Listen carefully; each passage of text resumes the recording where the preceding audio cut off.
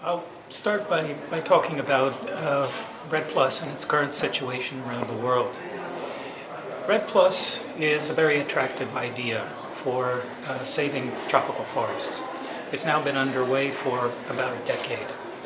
And the essence of the idea has been to try to make it profitable for people to protect forests rather than convert it to other uses.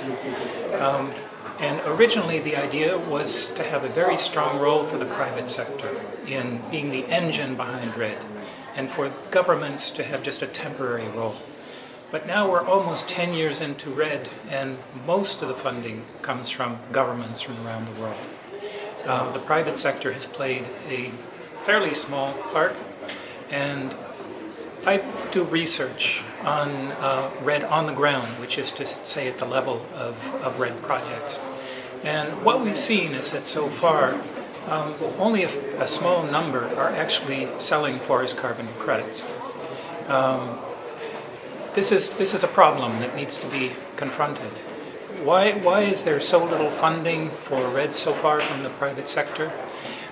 In part, it has to do with the fact that the price of carbon is low, and it's also unstable. So from the point of view of REDD proponent organizations, they're hesitant to get involved. They need a situation where the price of carbon is both stable and sufficiently high to provide enough revenue to make a worthwhile contribution to the livelihoods of people who live within REDD projects. So what needs to happen in order for the situation to change?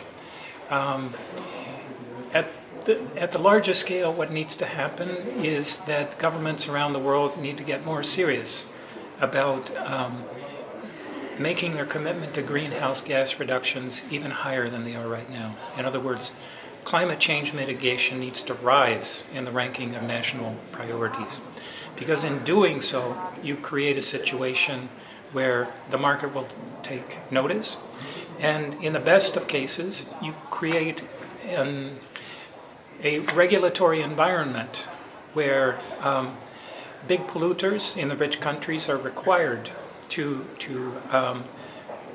decrease their emissions or offset their emissions by buying credits.